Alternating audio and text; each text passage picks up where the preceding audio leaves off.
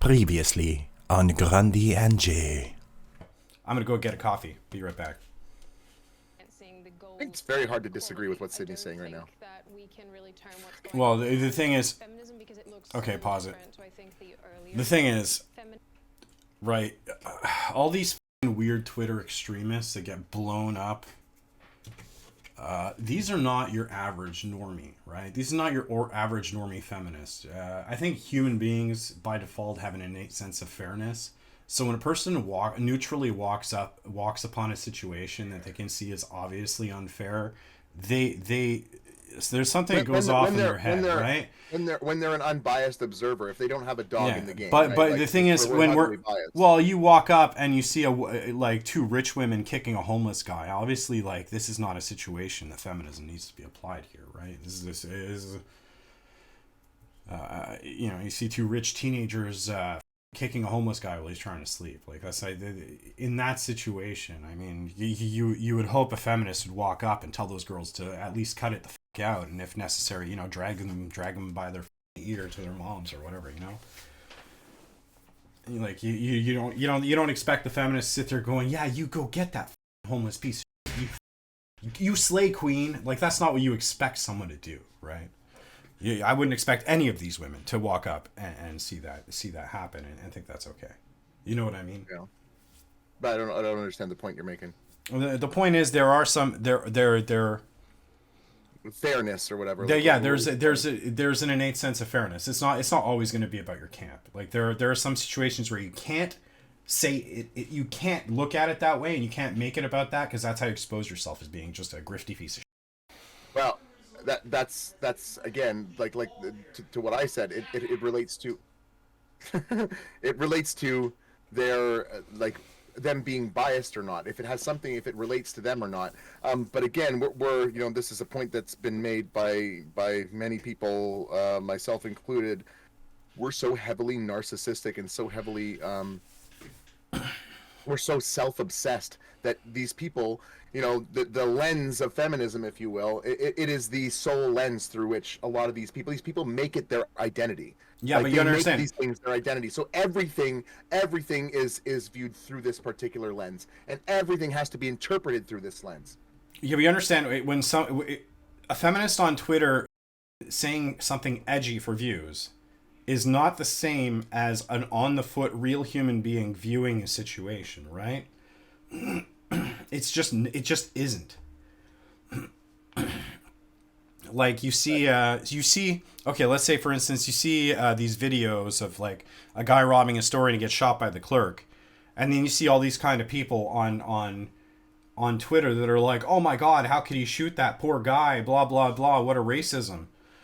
And the fact of the matter is, if they were in that store and they were the clerk, they were the one with the gun pointed at them, and they knew they had a gun right there ready to fire at this loser that's ready to take my life, they'd do it in a second. But they're just gonna, or they'd climb up and they'd cry like a little bitch. Like, they do one of the two.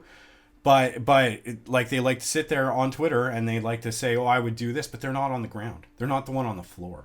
You know what I mean? They're sitting there Monday morning quarterbacking shit that they have no part in, as if their opinion actually matters. And sadly, all 9 of the people up here, I have a feeling that's what we're looking at. I'll give the benefit of the doubt to the 5 that I'm not familiar with, but yeah. But yeah, no, it's again, like, just to go back to what Sydney said, like, supposed to be advancing the goals of equality. I don't think that we can really term what's going on as feminism, because it looks so supremacist. So I think the earlier feminist, it's become a supremacist movement. It's about how, and again, this is like, what I was saying, we don't care about each other or each other's opinions. It's about me. I am a woman. How can I get as much as I can? If I'm representing feminism, if feminism is my identity, I need to fight for the feminism. Like, I need to be able to I need to get everything I can for this movement, whether or not it is fair. It is my mission to empower feminists or women in any way that I can, unless they disagree with my interpretation of feminism. Feminism is 2 Spider-Men pointing at each other. this movement. So In that way, I would say it's taken its last breaths of life. It's dying. Yeah, I definitely think it's getting more and more radicalized, for sure. So it's definitely still alive. Based. I think I'll preface and say that I don't know so much about modern Western feminism, and there might be a lot of terms Hold on. that I don't. Not this one who I've been told is angry for some reason. Oh, the clips that I saw of her, I really do not like her. But the lady directly to the left of this lady, right? The one that just spoke, the one that's all quiet. What did she say? That made you said based over? She said it's certainly becoming more radicalized. Oh, okay, that's fair. Yeah, she strikes me as like possibly an actual expert or something. I kind of want to Google her name, figure out who she is, because she just made her point. She kept her composure, and she's not like she doesn't look like she's grifting. Political jargon and stuff. But I believe in the advancement of women, whoever considers themselves a woman. Advancements of women. So it's not about the advancement of humanity and making sure that women and men are. It's advancement of women. Like she said it. She's not lying about what she's after, right? And that's exactly what I just said. They want to advance women. It's funny because I have get whatever they can for them and their team. Get as much as they can. Empower them as much as possible. Damn the rest. I represent women, so I don't. It's not about fairness. It's about supremacy. Society. So it's deeply rooted that feminism has always existed. I think America's a little obsessed with themselves, and it's like always feminism is rooted in America. And like, oh, white women started it, and it's kind of offensive because for thousands of years, women have been dying for their rights. I think as a black woman specifically, when you talk about feminism, yeah, the mainstream first thing you think about is a certain type of feminism that tends to exclude still, even today, even with intersectional feminism, exclude African American women, and it's always kind of done that. And also, like, upper middle class white women has predominantly been the face of what we quote unquote consider feminism. I think because, and this is kind of a point that Andrew Tate has made, which again, I'm not a fan of Andrew Tate or what he represents or what he's doing culturally to us, pushing fucking just mindless consumerism and fucking and just bullshit. Like he's whatever. Anyway, that's a whole side thing. But excuse me, just 1 second.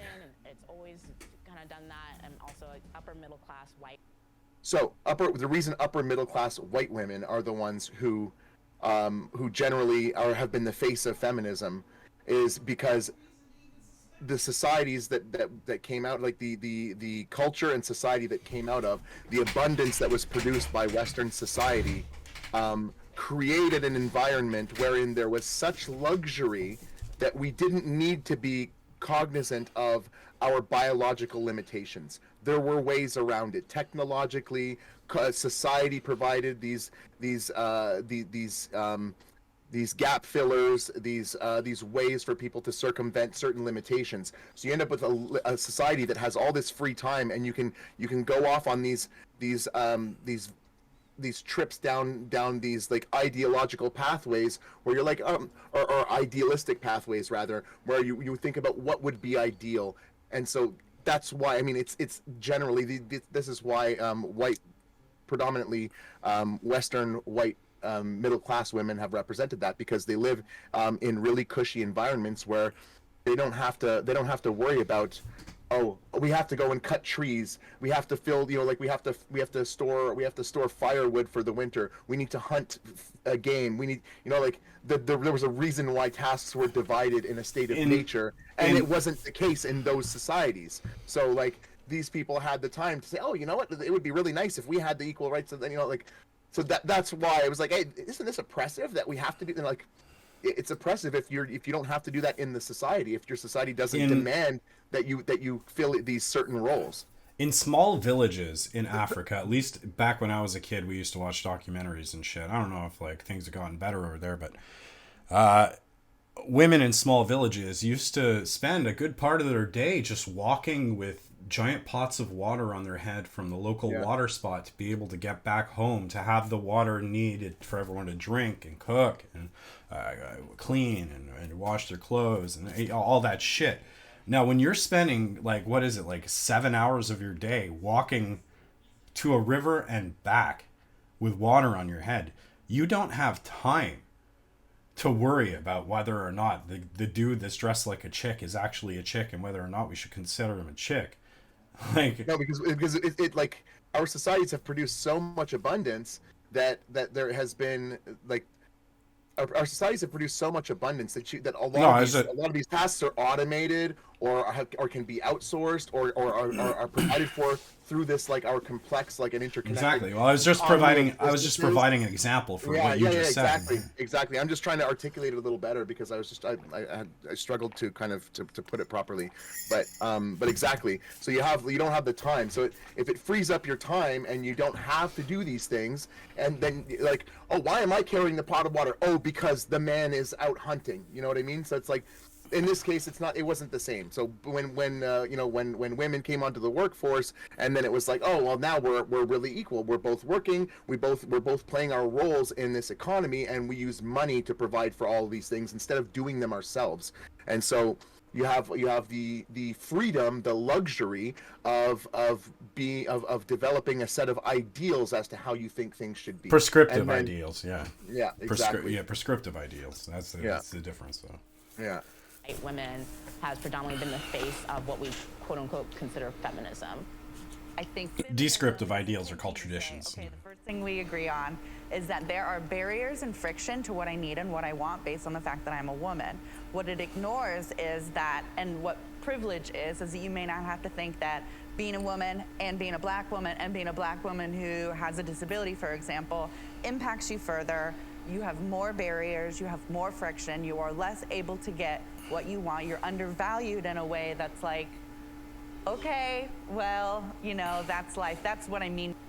Neither being disabled nor being black has anything to do with being feminist, being a woman. Like, and this is going to come up a lot. This type of thing from what I've seen, this is going to be one of the main points here. Is that like, this is going to be a recurring theme here, where people are trying to inject their little their living circumstance, their lived conditions, their lived experience. They're going to be trying to inject that into this idea of feminism. I'm gonna push back on that.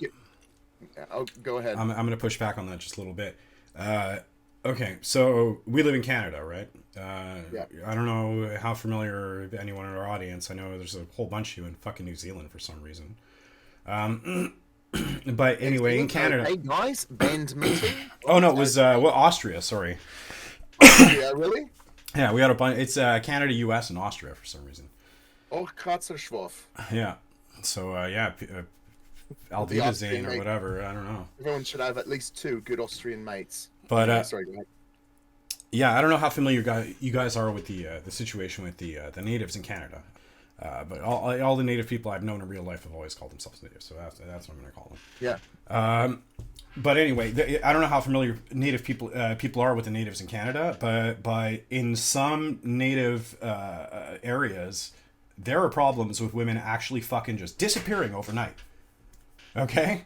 Now we know for a fact, like, when white people are murdered, 99% of the time, it's a white person that murdered them. When a black person is murdered, 90 whatever percent of the time, it's a black person that murders them. Well, the same is true across every racial demographic. We have no reason to believe that the same thing isn't happening to these native women. So there's some fucking asshole living on the reservation that thinks he's entitled to this fucking...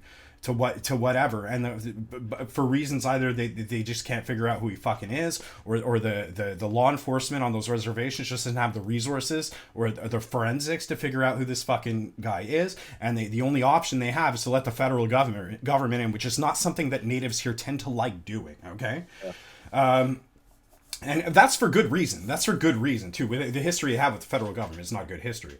But you gotta understand, being a woman on one of these reserves, okay, your danger sense, your risk in your everyday life is way higher than your average white woman living in a metropolitan city, right? You have a different set of worries from a white woman living in a suburban or a urban community, right? That's just it frankly is that way. So that's all I wanted there are differences. Like women, there are things that affect like the native women, for instance. That's not going to affect a white woman. Yeah, but you're talking about the woman. So, but that is specific to being a woman, right? Because you're a native woman on a native reserve surrounded by native men. So the fact that you're native and a woman does come into play in that equation, right? We're not talking about reservations, about native reservations. No, but no. What we're talking about a principle, right? We're talking about the principle of whether or not your other factors aside from being a woman can factor into feminism. Okay, I'd say yes. Because the main reason for that in that context, again, we're talking about the context of feminism in the West. If you're talking about something that affects you because you're a woman, then great. But if you're a woman, and I'm disabled and I'm black, okay, well, we're talking about Western, we're talking about feminism. This is Vice. This is clearly. I mean, the native Canadians are the West. They exist within the West. So do the Native Americans. No, I would not. They exist within the West, but they're not part of Western culture. That's not Western culture. They're not like this. This content is not aimed at them. They are part of Western culture. We have them on our money. No. We have their symbols on our money. We pay respect to them at school. We're educated about. Disagree. Absolutely disagree. I mean, like it's native culture. It's not Western. When I was in grade 10 history, grade 10 history, we had an entire quarter of the year dedicated to natives and the native history and shit like that. And how much of that has impacted your life and the way that you've decided to live your life culturally? That much. Culture, the way I live my life, culture. Zero. It's not about that culture. It's not about. It's like we don't. That's not our culture. That's not Western culture. We took over. Sure, they were here first, but what we're talking about is Canada, Europe, North America. Well, North America. We're talking about like this is really aimed at English speaking European descendant populations, like or at least countries. So North America, speaking about Canada. We're going off topic now. We're going off topic. But again, the point is whether you're like if you're disabled, whether you're a man or a woman, it's something that affects both. If you're black, okay, sure, there's different things there. But what you're talking about is not like, oh, I'm okay, in the context of on being on a reservation, that is being a woman on the reservation. So like this is that's being a woman is the key factor there. Mm-hmm. You understand? Like so this what like if you're dealing with limitations because of your physical disability, that the main thing there is your physical disability. Like it's not the fact that you're a woman. No, okay, I understand. I understand. I'm saying in this case, this lady is incorrect. Okay, I don't. If she does have a point, she hasn't made it. Okay, mm-hmm. but within the example that I gave, that does apply to the principle that she's trying to like. She's just not making a good case for her own case. I'm making a better case for her than she's making for herself. That's what. Well, I don't even see it that way because again she considers herself a feminist. The women who are on native reserves do not like I would be very surprised. I can't speak for them, but I've never heard them espousing feminist values. They have much more traditional conservative values, and they stick to their culture and tradition. And feminism doesn't really have much to say there. So this being about feminism, it's about things that affect women within the context of the feminist ideology. This is intersectional, whatever. This is the whole thing, like you were saying. This is a bunch of different people saying what feminism is. These women on native reserves don't concern themselves with feminism. Does that mean that as being women, there aren't certain things that affect them because they're women? No, that's not what I'm saying. Of course, the fact that they're women, they face a certain set of problems, a certain set of risk factors, of dangers, and of course that speaks to the biological differences, the innate differences between men and women. The fact that men are, testosterone's a hell of a drug, that it makes us more aggressive, it makes us more sexually aggressive, it makes us more dangerous. More prone to bad decisions, yeah. Yeah, more impulsive. That's why it's more important. It's more important for men to have self-discipline than it is for women. Absolutely, like Jordan Peterson says, be a monster. A man is a danger to himself and others. A woman's only a danger to herself, really.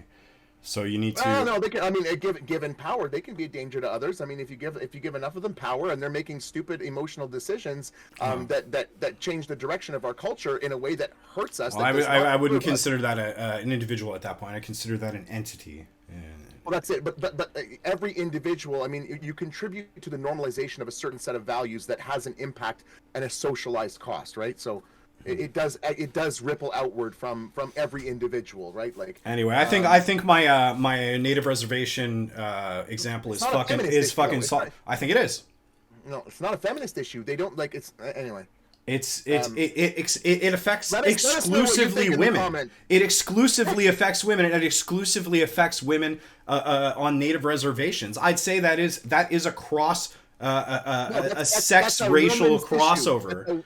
That's a woman's issue, and again, they're not. They don't subscribe to feminist ideology there, right? That's the important What's a feminist thing. Ideology in the Congo? Don't steal our children is the feminist ideology. Don't steal our children, or we're gonna fight back with guns. That's the feminist ideology. In fucking in England, it's like, oh, you pronounced you wrote Cara on my fucking Starbucks cup with a K instead of a C. You fucking son of a bitch. Like that's fucking. You know what I mean? Like like. I'm sorry. There are things that affect men and women, and the things that affect men affect women indirectly. All of us are in this together, and we all get affected by these things. But to call things feminist is how can I say this? To call these things feminine. Okay. So this lady was trying to make a point. Okay, let's just take it back. We'll take it back, and we're just gonna go raw bones. Okay, this lady was trying to make a point that sometimes shit that can affect you when you're a woman can affect you in a way that affects you in more than just being a woman, depending on your race and sex, and maybe some other factors that we haven't considered. Okay. Now I brought up an example that I think is pretty solid.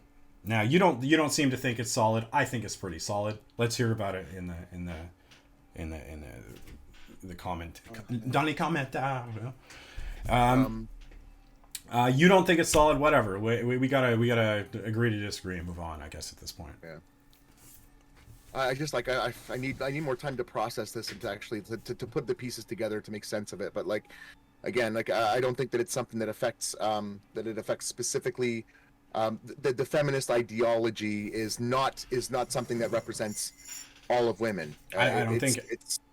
I think what defines feminism is defined by the needs of the women in the situation. So, for instance, women in the Congo who have fucking dudes in jeeps with guns roll up in their village and steal other kids. If those women want to assemble and learn how to fight and shoot back at those guys, that's their version of feminism. So what do you say when a woman like staunchly declares herself not a feminist? Like when she's like, that's her version of feminism. That's you prescribing that ideology to her. It's not something she's taking on for herself. You're using that term for her. That's why I'm saying the term is something you have to. Well, that's her asserting her own independence. She doesn't want to be labeled. I can understand that. Like there's a difference between women's interests and feminism. That's all I'm going to say. So let's carry on.